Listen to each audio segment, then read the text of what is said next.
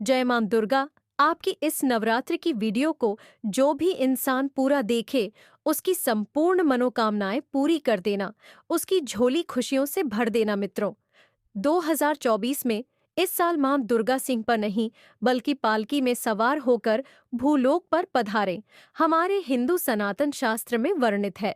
तथा मान्यताओं के अनुसार अगर शारदीय नवरात्रि पर यदि दुर्गा मां का आगमन उनके वाहन सिंह पर नहीं बल्कि पालकी पर होगा, तो मान्यता है कि दुर्गा मां का पालकी पर सवार होकर आना बहुत बहुत ज्यादा ही शुभ और कल्याणकारी माना जाता है।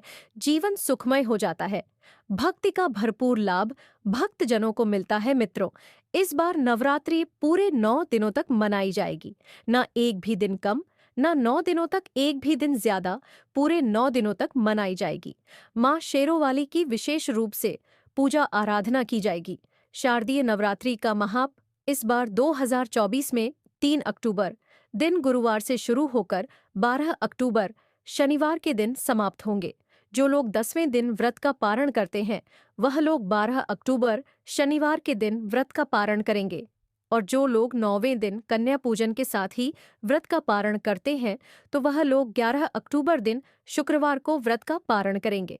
व्रत संपूर्ण 9वें और 10वें दिन दोनों ही दिन को माना जाता है। सेकेंड, आप अपनी इच्छा अनुसार 9वें और 10वें दिन व्रत का पारण कर सकते हैं। 10वें दिन माता का पावन विसर्जन होगा। जो लोग दुर्गा माँ की स्थापना करते हैं, तो वह लोग 12 अक्टूबर दिन शनिवार को माता का विसर्जन करेंगे। मित्रों, ऐसे में शारदीय नवरात्रि पर दुर्गा माँ की कृपा पाने के लिए कलश स्थापना का शुभ मुहूर्त है। 3 अक्टूबर को सुबह 6:19 से सुबह 7 बजे 2 तक है। साथ ही अभिजीत मुहूर्त है 11:52 से लेकर दोपहर 12:04 पर होगा। मित्रों, नवरात्र में क्या नहीं खाना चाहिए और कौन सा फल खाना आवश्यक है और क्या नहीं पीना चाहिए, आज हम विस्तार से आपको बताएंगे। हमारे हिंदू सनातन शास्त्र के अनुसार बताए गए व्रत चाहे किसी भी प्रकार के क्यों ना हो, उनसे जुड़े नियमों का पालन करना बहुत आवश्यक माना जाता है, क्योंकि जो मन के मुताबिक किया जाए वह संघर्ष नहीं कहलाता। कहा जाता है कि मनोकामना को पूर्ण करने के लिए थोड़ा सा संघर्ष यानी कि तपस्या तो करनी ही पड़ती है। इसीलिए ऐसी मान्यता है कि व्रत को पूर्ण विधि विधान से किया जाना चाहिए, तब आपको व्रत का पूर्ण लाभ फल मिलता है, आपकी सभी मनोकामना पूर्ण हो जाती है। इसीलिए हिंदू सनातन शास्त्र यही कहता है कि सच्चे दिल से अगर आपके मन में भगवान के प्रति श्रद्धा हो, तो बिन पूजा पाठ के ही सारा फल मिल जाता है। और अगर अगर मन में भगवान के प्रति शंका हो, तो उस इंसान को कई जन्मों तक सुख नहीं मिलता। भागवत गीता में कृष्ण भगवान ने स्वयं कहा था, जो इंसान सच्चे दिल से भगवान को पुकारता है, तो उसका नाता उस शक्ति से जुड़ जाता है जिसे आपने सच्चे दिल से पुकारा था। इसीलिए भगवान भी कहते हैं कि सच्चे दिल से ही भगवान को पुकार, तो वह आपकी हर मनोकामना पूर्ण करते हैं। प्रकृति भी यही हमें सिखाती है। जब हम रोते हैं, चिल्लाते हैं, तभी ही हमारे माता या पिता हमें दुलार करते हैं, प्यार करते हैं तथा हमें पैसे देते हैं। बच्चे जब माता के प्रति रोते हैं, उसी को ही सच्चा कहा जाता है, सच्चा दिल कहा जाता है। सच्चे दिल से ही भगवान को पाया जाता है। सच्चा मन है तो हर चीज शुद्ध और पवित्र लगती है। वातावरण सुगंधित और पवित्र हो जाता है। कई लोग ऐसे हैं जो भगवान के सामने घंटों पूजा पाठ करते हैं तथा रोते हैं, फिर भी भगवान उनकी कभी नहीं सुनता। दरअसल जब आप सच्चे मन से भगवान को पुकारते ही नहीं है, तो भला वह आपकी पुकार कैसे सुनेंगे। मित्रों, यह तो थी वह बातें जो भक्त और भगवान के बीच की है। अब हम जानते हैं नवरात्रों के दौरान क्या नहीं खाना चाहिए और क्या नहीं पीना चाहिए, और कौन सा फल खाने से व्रत संपूर्ण और सफल हो जाता है। मित्रों, हमारे चैनल यस यू कैन को सब्सक्राइब जरूर करें और इस बेल आइकॉन को दबाना न भूलें। तो आइए शुरू करते हैं। मित्रों, नवरात्रि के दिन सेब जरूर खाना चाहिए, यानी कि एप्पल। हमारे हिंदू सनातन शास्त्र में बताया जाता है कि भगवान के भोग में सेब आदि जरूर अर्पित किया जाता है। अगर आपका व्रत है तो आपको सेब जरूर खाना चाहिए। केला, पपीता, तरबूज और मीठे अंगूर जरूर खाना चाहिए। इन फलों से व्रत करने वाले को शक्ति मिलती है और व्रत संपूर्ण हो जाता है। हमारे हिंदू सनातन शास्त्र में बताया जाता है कि नवरात्रों के दिनों में सीताफल जरूर खाना चाहिए। सीताफल खाने से 10 ऐसी बीमारियां हैं जो खत्म हो जाती हैं। माना जाता है कि नवरात्रों के दिनों में सीताफल का घर में प्रवेश होना बड़ा ही शुभ माना गया है। सीताफल खाने से नवरात्रि का व्रत सफल हो जाता है, क्योंकि इसमें माता सीता का आशीर्वाद मिला हुआ होता है। नवरात्रि के दौरान इसे जो भी खाता है उस मनुष्य को दुखों का सामना नहीं करना पड़ता। सीताफल आपको जरूर खाना चाहिए मित्रों।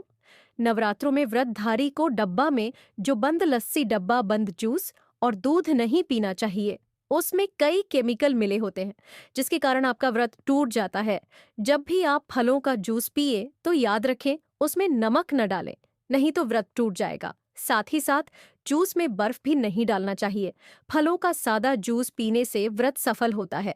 मित्रों, नवरात्र के दौरान सिंघाड़े का आटा आपका व्रत टूट जाता है, क्योंकि यह छोटे छोटे कीड़े हमें दिखाई नहीं देते और आपके मुंह तक पहुंच जाते हैं। ऐसा आटा खाना मतलब कीड़े मकोड़े का मांस खाने के बराबर माना गया है। नवरात्रि के दौरान आप शाम के समय खाने में दही, आलू वगैरह खा सकते हैं। साबूदाने की खीर बनाकर खा सकते हैं। साबूदाने के और आलू के पापड़ भी खा सकते हैं। कई सब्जियां तो ऐसी हैं जो नवरात्रि के दौरान खाने में शामिल कर सकते हैं। इससे आपको ताकत मिलेगी और व्रत सफल हो जाएगा। नवरात्रि के दौरान आप दूध पी सकते हैं, जो आपको ताकत देगा। चाय भी पी सकते हैं, लेकिन याद रहे उसमें नमक न डालें। एक बात का ध्यान रहे, व्रतधारी को पेट भर खाना यानी गले तक भोजन नहीं करना चाहिए, नहीं तो व्रत रखने का कोई भी फल नहीं मिलता। थोड़ा थोड़ा खा सकते हैं मित्रों। नवरात्रि के 9 दिन आदिशक्ति माँ दुर्गा को समर्पित होते हैं। नवरात्रि के 9 दिन आदिशक्ति माँ दुर्गा के 9 अलग अलग स्वरूपों का पूजन किया जाता है। नवरात्रि के 9 दिनों में आदिशक्ति माँ दुर्गा को अलग अलग स्वरूप के हिसाब से अलग अलग पुष्प, अलग अलग भोग अर्पित किए जाते हैं। लेकिन क्या आप जानते हैं, कुछ ऐसी वस्तु है जिन्हें नवरात्रि के दौरान भूलकर भी आदिशक्ति माँ दुर्गा को अर्पित नहीं करना चाहिए। अगर इन वस्तुओं को आप गलती से भी आदिशक्ति माँ दुर्गा को अर्पित कर देते हैं तो आपको व्रत और पूजन का पूर्ण लाभ नहीं होगा। इसीलिए आदिशक्ति माँ दुर्गा की कृपा प्राप्त करने के लिए आपको यह जानना बहुत आवश्यक है कि वह कौन सी ऐसी वस्तु है जो आदिशक्ति माँ दुर्गा के पूजन में भूलकर भी इस्तेमाल नहीं करना चाहिए। तो आइए माँ का जयकारा लगाते हुए वीडियो को शुरू करते हैं। मित्रों, नंबर 1, नवरात्रि के दौरान शादीशुदा महिलाओं को सफेद कपड़े पहनकर पूजा पाठ नहीं चाहिए। साथ ही साथ काले कपड़े भी नहीं पहनना चाहिए। इससे पूजा, व्रत आदि खंडित हो जाते हैं। आदिशक्ति माँ दुर्गा की चौकी जब आप लगाएं तो उसके नीचे कागज नहीं लगाना चाहिए। आदिशक्ति माँ दुर्गा की चौकी हमेशा लाल कपड़ा बिछाकर ही बनानी चाहिए। हमेशा याद रहे, नवरात्रों के इन 9 दिनों तक व्रतधारी को अपना आसन आदिशक्ति माँ दुर्गा की चौकी के आगे ही लगाना चाहिए और वहीं पर आपको सोना चाहिए। मंदिर को नवरात्रों के दौरान अकेला नहीं छोड़ा जाता, बहुत ही अशुभ माना जाता है। इससे दुर्गा माता नाराज हो जाती है और हमेशा के लिए चली जाती है। मित्रों, नंबर 2, नारियल। हिंदू धर्म में नारियल को समृद्धि, धन, श्रद्धा और सम्मान का सूचक माना जाता है। नारियल को श्रीफल भी कहा जाता है। नारियल को सुख समृद्धि में वृद्धि करने वाला माना जाता है। नारियल का हर मांगलिक कार्य में विशेष महत्व होता है। जैसे कि आप सभी जानते हैं कि आदिशक्ति माँ दुर्गा के कई मंदिरों में नारियल से बलि भी दी जाती है और आदिशक्ति माँ दुर्गा के पूजन में नारियल का इस्तेमाल हम सभी करते हैं। खासकर कलश की स्थापना नारियल रखकर ही की जाती है। आदिशक्ति माँ दुर्गा के पूजन में हम नारियल इस्तेमाल करते समय कुछ गलतियां कर बैठते हैं। मित्रों, नारियल कई प्रकार के होते हैं, एक हरा, दूसरा सूखा। जिसके अंदर पानी होता है, जिस नारियल के अंदर पानी होता है, आदिशक्ति माँ दुर्गा के पूजन में सदैव पानी वाला और जटा वाला नारियल ही इस्तेमाल करें। नारियल पूर्ण होना चाहिए। नारियल छटका हुआ या टूटा हुआ नहीं होना चाहिए, क्योंकि साबुत नारियल ही पूर्ण और पवित्रता का प्रतीक होता है। साबुत नारियल ही सुख समृद्धि का प्रतीक होता है। साबुत नारियल को ही श्रीफल यानी कि मां लक्ष्मी का फल कहा जाता है। नवरात्रि में आदिशक्ति मां दुर्गा के कलश की स्थापना करते समय जटा वाला यानी पानी वाला नारियल ही कलश पर स्थापित करना चाहिए। मित्रों, साथ ही यह ध्यान रखना चाहिए कि नारियल को सदैव कलश के ऊपर लिटा कर रखना चाहिए। घट स्थापना करते समय कभी भी नारियल को खड़ा करके नहीं रखा जाता। नारियल को सदैव लिटा कर कलश के ऊपर रखा जाता है। साथ ही नारियल को स्थापित करने से पहले आप नारियल को लाल कपड़े में लपेटकर उस पर और फिर लाल चुंदरी उड़ाकर आप नारियल को कलश के ऊपर स्थापित करें। हमारे हिंदू सनातन शास्त्र के अनुसार कलश के ऊपर जब सही तरीके से नारियल रखा जाता है और सही प्रकार का नारियल रखा जाता है, तभी व्रत और पूजन का पूर्ण फल प्राप्त होता है। यह भी ध्यान रहे कि महिलाएं आदिशक्ति मां दुर्गा को नारियल अर्पित तो कर सकती हैं, लेकिन कभी भी आदिशक्ति मां दुर्गा के सामने नारियल को भूलकर भी ना तोड़े, क्योंकि नारियल बीज रूप होता है और महिलाएं बीज रूप से ही शिशु को जन्म देती हैं। इसीलिए कभी भी महिलाओं को नारियल नहीं तोड़ना चाहिए। मित्रों, नंबर 3, लंग लंग हम सभी आदिशक्ति मां दुर्गा के पूजन में इस्तेमाल करते हैं, लेकिन लौंग का इस्तेमाल करते समय एक बहुत बड़ी गलती कर बैठते हैं। हमेशा ध्यान रखना चाहिए कि आदिशक्ति मां दुर्गा को सदैव फूल वाली एल ही अर्पित करना चाहिए। जिस लौंग के ऊपर फूल नहीं होता या फिर जिस लौंग के पीछे लकड़ी की डंडी नहीं होती, उसको आप आदिशक्ति मां दुर्गा के पूजन में भूलकर भी इस्तेमाल ना करें। फूल वाले लंगों को ही पूर्ण माना जाता है और आदिशक्ति मां दुर्गा के पूजन में कोई भी अपूर्ण वस्तु, कोई भी खराब वस्तु या टूटे हुए अक्षत इस्तेमाल नहीं करने चाहिए। इसीलिए सदैव आदिशक्ति मां दुर्गा के पूजन में फूल वाली लौंग का ही इस्तेमाल करें। मित्रों, नंबर 4, तुलसी के पत्ते अर्पित नहीं करने चाहिए। मां दुर्गा के पूजन में तुलसी पत्र का इस्तेमाल करना वर्जित माना जाता है।